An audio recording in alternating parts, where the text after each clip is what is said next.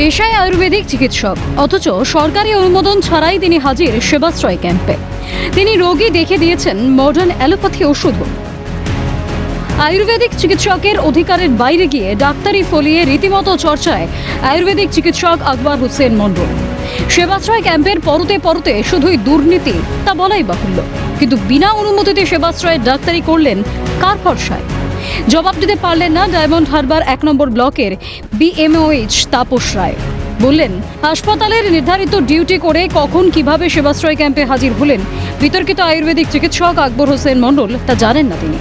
তবে সরকারের তরফেও সেবাশ্রয়ে সাহায্য করার কোনো নির্দেশিকাও পাননি BMOH তাপস রায়। আমার কাছে কোনো অফিসিয়ালি এগুলোর কোনো খবর নেই, উনিও এখনও পারমিশন নেননি।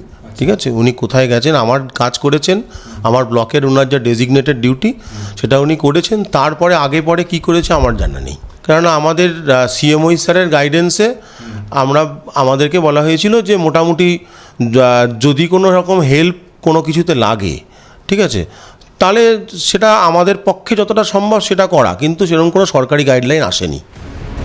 খোদ BMOH এর কাছে কখনো সেবাশ্রয়ে যাওয়ার অনুমতি নেননি চিকিৎসক আকবর হোসেন মণ্ডল। তবু সেবাশ্রয়ে আকবরের অবাধ যাতায়াতের বিতর্কে ঘৃতাহুতি দিল আকবর হোসেন মণ্ডলের প্রেসক্রিপশনের হাতের লেখার সঙ্গে আকবরের হাতের লেখার অনেক মিল রয়েছে বলেও দাবি BMOH এর। তবে আয়ুর্বেদিক চিকিৎসক হিসেবে মডার্ন মেডিসিন প্রেসক্রাইব করার অধিকার আকবর হোসেন মণ্ডলের নেই বলে জানালেন তাপস রায়। উনার লেখা কিনা সেটা আমি কনফার্ম বলতে পারবো না। মানে প্রাথমিকভাবে আপনি খালি চোখে দেখে উনার হাতের লেখার সাথে এটা মিল আছে। এটা যদি সত্যি উনি লিখে থাকেন, এটা তো বেশিরভাগই দেখছি পরীক্ষা করতে দিয়েছেন। ঠিক আছে, ওষুধের কিন্তু অ্যাডভাইস দেননি। এখন এটাও মডার্ন মেডিসিনের অ্যাসপেক্ট, যে ইনভেস্টিগেশনগুলো দিয়েছে, এটা উনার হয়তো অবগতি আছে, তবে অফিসিয়ালি প্রেসক্রিপশন করার কথা না।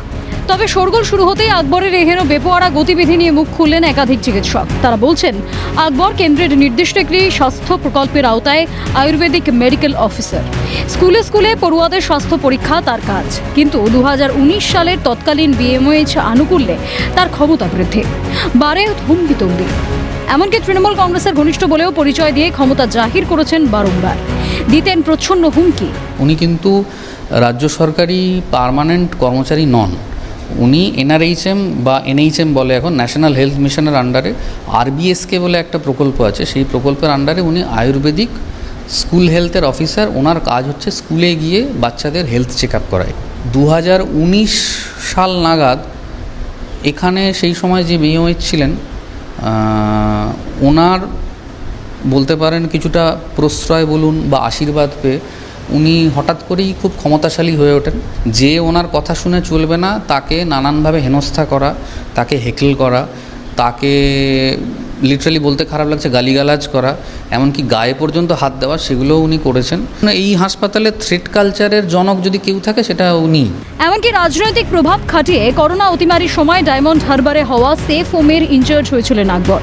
তার অধীনে কাজ করতে হয়েছে MBBS ও MD পাশ করা চিকিৎসকদের। পরে সেফ হোমের কৃতিত্ব জাহির করে তৎকালীন মুখ্যমন্ত্রীর কাছ থেকে পুরস্কার নিয়েছিলেন তিনি। চিকিৎসক মহলে ক্ষোভ থাকলেও কেউ মুখ খোলার সাহস দেখায়নি সেই সময়। একজন চিকিৎসকের তৃণমূলের গুন্ডাদের মতো গতিবিধি, সহকর্মীদের হুমকি, হাসপাতালে থ্রেট কালচার চালু আকবরের হাত ধরে।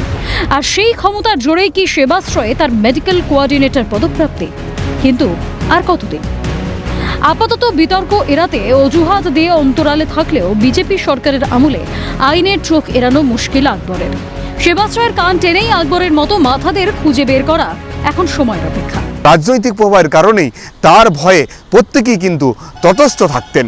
এমনকি ওই হাসপাতালে রীতিমতো থ্রেট কালচার চালাতেন এই আকবর আলী মণ্ডল, যার সঙ্গে সরাসরি তৃণমূল কংগ্রেসের যোগ থাকার কারণেই এই প্রভাবকে কাজে লাগিয়ে যত রকম অনৈতিক কাজ এই হাসপাতালেও তিনি চালাতেন আকবর আলী মণ্ডল। সেই আকবর আলী মণ্ডল আয়ুর্বেদিক চিকিৎসক, যিনি কিন্তু সেবাশ্রয়গুলোতে অ্যালোপ্যাথি চিকিৎসক হিসেবে চিকিৎসা দিয়েছিলেন। ক্যামেরায় বিধান মাহাতোর সঙ্গে মফিজুল ইসলাম, ক্যালকাটা নিউজ, ডায়মন্ড হারবার।